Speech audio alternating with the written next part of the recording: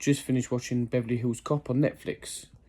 Um, Straight away, that film was so much better than I thought it would be. Thoroughly enjoyed it. Anyway, quick plot synopsis. Um, Billy, whose returns, or should I say, yeah, Billy Rosewood returns. He was in the previous three films as well. He's trying to crack a case and it goes a bit wrong. And Axel's daughter, she's like an attorney, she gets mixed up and in a bit of trouble. Axel finds out, leaves Detroit, comes to Beverly Hills Cop, and it's a pretty paint-by-numbers script, which is probably its strength. That's all I'll say about it. I don't want to give any sort of spoilers away or anything like that. But yeah, it's exactly what you expect from Beverly Hills Cop film. The great thing about it is it doesn't actually feel like we've been away from these characters since, can you believe, I think it's 1994. Was when Beverly Hills Cop 3 last come out. This is miles better than Beverly Hills Cop 3. And I like Beverly Hills Cop 3, but obviously it's clearly the weakest out of the three original films, and it's still the weakest now.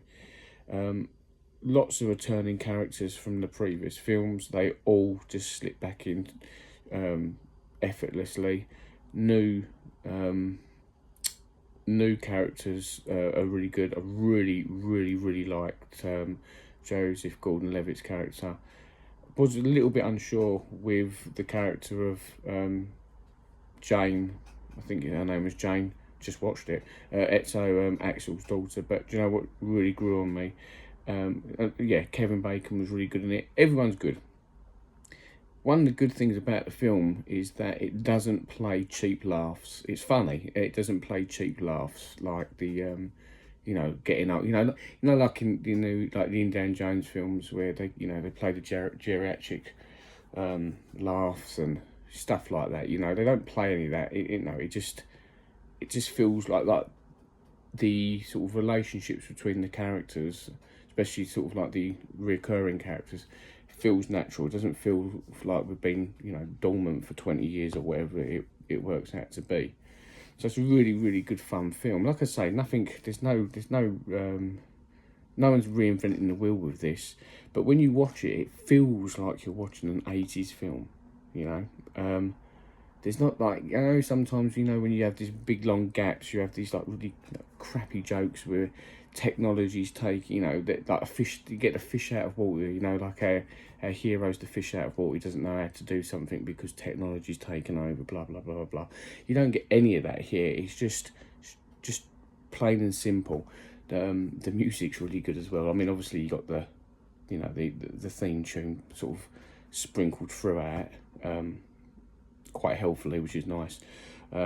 Loads of old sort of songs from the originals and sort of that era. A couple of new songs in there, like, which don't, not my cup of tea, but doesn't drag the film down. Nice bit of swearing, bit of blood when people get shot. It's like an 80s movie. It's really good fun. So, I mean, it's on Netflix. So just check it out. Most people have a Netflix account, don't they? It's just under 2 hours. So again, it doesn't outstay its welcome. There's certain things, like most films now have to like hit the 2.5 hour mark, 2 hours 40. Doesn't need to be it. It doesn't push it. There's no sort of fat or filler here. It's all sort of quite lean. Yeah, I recommend. I mean, if I was going to give it, I'm going to be generous because I've been left in a good mood. It's Wednesday night. I come home looking forward to watching Beverly Hills Cop. Tried not to get caught up in the hype of it or whatever, because I saw the trailer, thought that looks pretty decent. I thought, you know what, it can't be. It's going to be. It can't. How good can it be? I'm going to give it an 8 out of 10 because I was just smiling and bobbing my head the whole way through it. Makes me want to go, but I haven't seen the original 3 for probably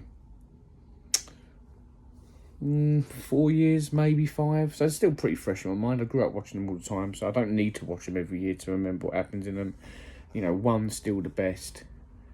2 probably is edging out this one, but then this is 3rd, and as I said, the 3rd film definitely the weakest one, but I can still have fun with it.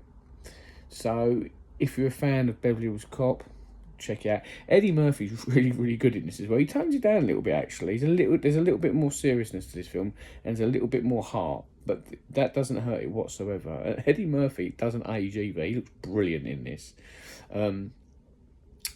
If you've not watched any of the trailers, I won't mention any other characters that sort of pop back up, but pretty much everyone who's in it stills their scene, stills their, the bit they have in it. So I thoroughly recommend it.